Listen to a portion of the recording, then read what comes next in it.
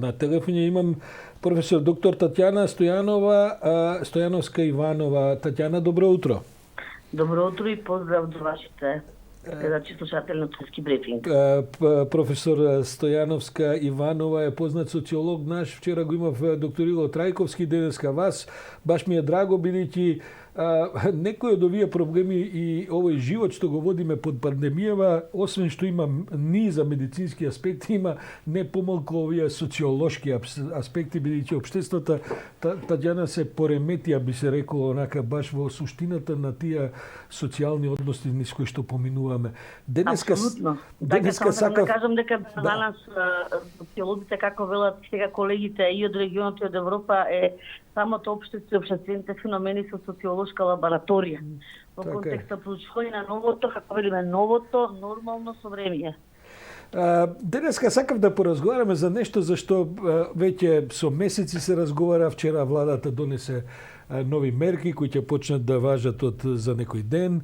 После овој разговор ќе имаме представник на туристичката комора и угостителската, се извинувам, комора, каде што ќе се разговара со мојата колешка Елизабета за тие мерки. Многу ми е едноставно прашањето, бидејќи сите овие мерки на затварање, карантини со право предизвикуваат низа полемики и така натаму. Има еден приличен процент во општеството луѓе кои што се против тој вид на мерки. Зошто, Татјана, воопшто постои, како да кажам, желба за да се стави славењето, дружењето пред здравјето? Има ли за тоа, водите ли во вашите кругови расправа за тие работи? Па не само што водиме расправа, интересно што правиме ние и низа истражувања и анкети, посебно велам не само во Македонија, социолошки, јас од кога почна пандемијата со колегите правиме велам истражувања во контекст на и на промената на вредностите, и на ставовите, и на сваќањата на луѓето, како тие го доживуваат това ново совремие што велиме ние. Интересно е што имаме тука низа, јас би рекла, ајде еден вид на морални двојби или морални дилеми, и како тие буквално ако луѓето во ова ново современо општество, ново совреме, ново нормално што го живееме, не само што не сака да ги променат своите начини на живење, едноставно не сака да излезат, што би рекла, таа своја позиција на комфорт. И не само позиција на комфорт, туку и начин на буквално на оно што го имале досега и што повторно сакаат да не излезат, да не ги сменат своите навики, животни навики. Интересно е што, затоа велам си има морални двојби. Да, пример, во истражувањата што ги правиме, сега во контекст на тоа кои се нивните примерни вредности, во смисла на грижата за своето здравје, за здравјето на блиските, таа солидарност или сонилост што се јавува во време на оваа пандемија. Од една страна се одговараат дека да, тоа се нивни приоритети, но од друга страна ги прашате дали или што им недостасува, тие исклучително го потенцираат тоа дружењето. И беше интересно во овој период, кога е период на слави, кога е период на прослави, што тие била да ги го прославиме во кругот на семејството, но каде соседи, каде додат неокородни, значи најблиските, ако вие ви додат 15 луѓе. Значи тоа е многу интересно и индикативно. Затоа велам, тоа се тие морални дилеми кои што се јавуваат. Нас не е нешто ново, да велам за чудење, но буквално бидејќи трае скоро година дена, сметам дека со сите тие бројки кои што ги имаме страјат, да речам, со сите овие препораки кои што во континуитет се даваат, во смисла да не сопирање, не групирање, дека сето тоа е круцијално за пренесување на вирусот, повторно кај дел од населението, како да остануваат, јас што велам, неми на тие препораки, и кога кажат да, ние се грижиме за нашето здравје, од друга страна ви велат, па ќе додат на славата само нашите најблиски 15-20 луѓе. Татјана, морам да признам дека вчера читав некакви германски медиуми и така натаму, и таму се истите жалења, истите проценки во тек, како и овој разговор што ние денеска го водиме. Германските експерти се жалат дека германците не ги почитуваат препораките, дека тоа е резултатот што го имаат со ова експлозија на ширењето на коронавирусот не само во Германија, туку во многу други западни земји. Дали е чувството, нагонот, инстинктот, ако сакаме, за обштественоста на битието на човекот, значи потребата од друштво, потребата од контакт, потребата од комуникација со и тоа оваа директна комуникација, не само по зумови телефони како ние денеска, инаку да беше поинаква ситуацијата, ќе бевме во студиото заедно. Дали е тоа се посилно од стравот за здравјето и од неопходноста да се почитуваат, особено на подолг период, овие упатствија што ги даваат здравствените власти? Дефинитивно стои тоа и тоа, она што споменавте на почетокот, интересно е што и да речеме за мене германците како една нација која што дефинитивно буквално живее по едни строги правила.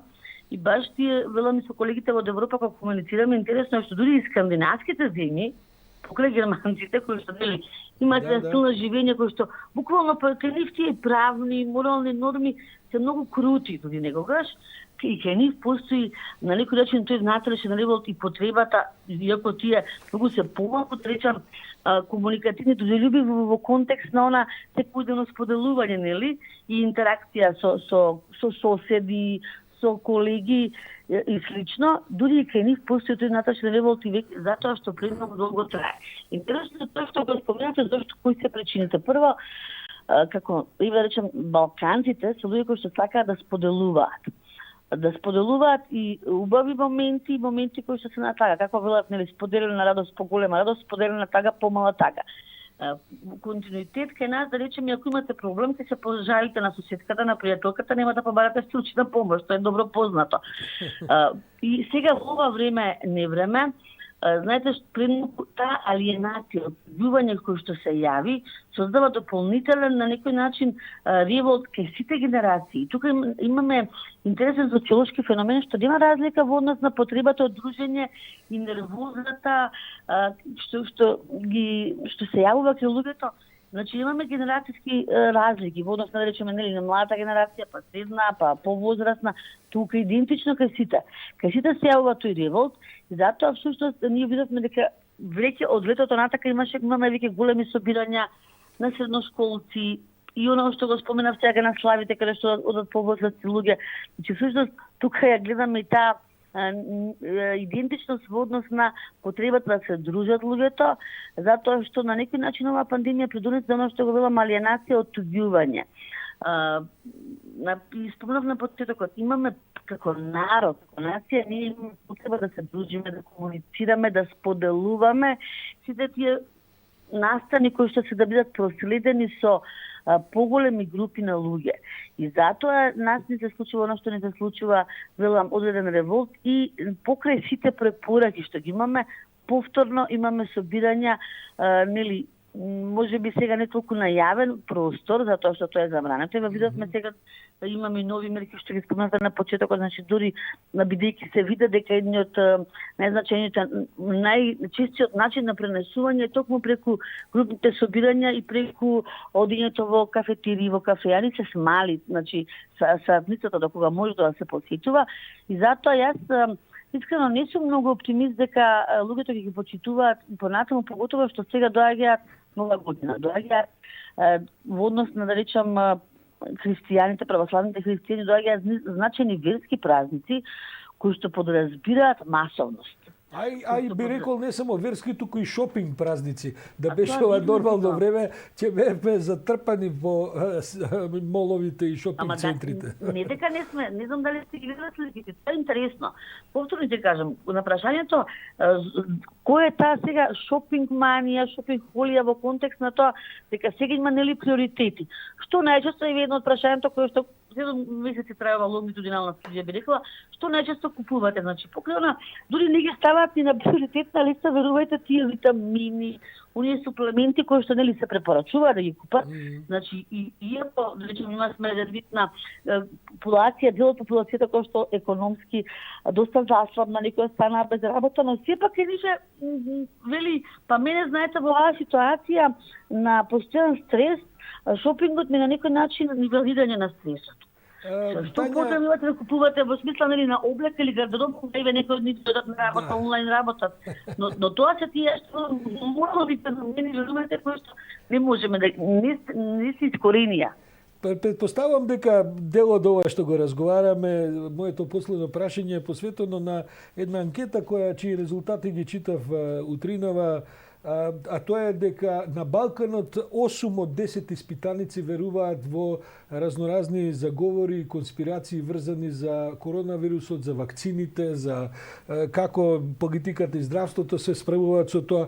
Зошто сме ние балканците толку склони кон неверување на официјалните стори и кон верување на се друго што ќе ни се сервира од разноразни бајачки, интернет сајтови за пронаоѓање масти за лекување на сите болести и што ја знам разноразни шалабајзери кои што пропагираат дека земјата е рамна или дека може би целиот свет се управува од еден центар. Зошто сме склони на тој тип на заговорнички теории? Затоа што прво јас морам да кажам дека овие еве конкретно ќе збориме за нашата земја и на Балканот воопшто 30 години ние боледуваме таа транзиција и на еден од факторите, нема тука само еден фактор, но еден од факторите е што луѓето изгубија, верувајте, верба во институциите на системот. Затоа што често пати се содружуваат со нивна неефикасност. Сега, оваа пандемија, за разлика да речеме од претходно, на некој начин ја врати вербата во здравствениот систем, во контекст на тоа дека сватија дека единствено лекарите се тие кои што се грижат за нашето здравје и кои што можат да помогнат. Но и без оглед на тоа има дел и тука повторно ќе велам немам двојба во односите разлика во контекст на тоа да речеме дали станува збор за во однос на образованието, дали станува збор за луѓе кои што имаат завршено ниско образование или интелектуалци. Дури вие имате и лекари кои што се уште не веруваат и велат не тоа станува збор за обичен вирус. И тоа е навистина специфичен социолошки феномен кој што допрва ќе се истражува. А зошто? Затоа што прво живееме во ерата на масовните медиуми и живееме во ерата на социјалните медиуми. Ката дневно и тука таа информација, знаете, бидејќи се дел од медиумскиот простор, информацијата која што имаме денес во ерата на масовните медиуми многу брзо се шири. Но ги слушате вие за конспирација, кога ги прочитате дека Бил Гейтс сега нас ќе не чипира со вакцините, имате една, да речем, еден сериозен процент на луѓе кои што велат никам да не сакам однапред имаат веќе став дека тие нема да се вакцинираат затоа што ќе биле чипирани и секој нивно движење ќе се следело.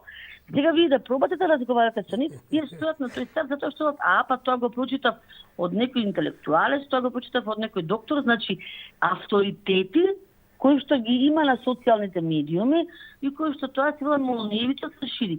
Тоа е една од причините. Значи, масовните медиуми, верувајте, денеска се многу моќен фактор на влијание на социјализација и кај младата популација покутава. И затоа. Второ, од друга страна, ние со години, велам, имаме еден вид на тоа традиција на посетување на тие надри лекарства, верување во тоа. Дори често пати кога ќе се соочат со она, како се вели, немоќта, неможноста да им се помогне, тогаш веќе одат на крајниот случај на лекар. Имаме за жал лекарите се во крајна нужда само, не се првична инстанца. Но значи социјалните медиуми, таа традиција која што предлого изгубените доверба во институциите на системот со години која што се таложи и брзината на информации и авторитети кои што ги подкрепуваат и информации на социјалните медиуми се едни од клучните причини зашто се уште веруваат во теориите на заговор. Нешто велам за мене е многу индикативно што млади луѓе, значи кои што се интелектуалци на образувани, кои што да речам имаат еден светоглед малку сметам да треба да имаат малку поинаков светоглед, за жал веруваат во тој да речам еден за мене неразумен став и во однос на вакцините, значи нешто што и кои докажувате дека благодарение на тие вакцини се искоренети за болести од кои што луѓето порано губеле животи, така и се уште стојат на тој став. Значи сите овие фактори кои што ги набројав се основната причина зашто луѓето се уште имаат, да речам, за мене малку чудни ставови, верување во она што споменавте теории на заговор, затоа што и тие ненаучни, ја велам, тоа е класичен лаицизам во науката, а науката не потврди лаицизам. Да. Значи, неподкрепени факти. Вие не можете да зборувате за наука ако немате докажување, доверливост или докажливост на тие факти. тие сепак веруваат во тоа. Професор, Затоа доктор, што тоа е велам нешто што се подкрепува и од за жал некои авторитети на кои што им се верува.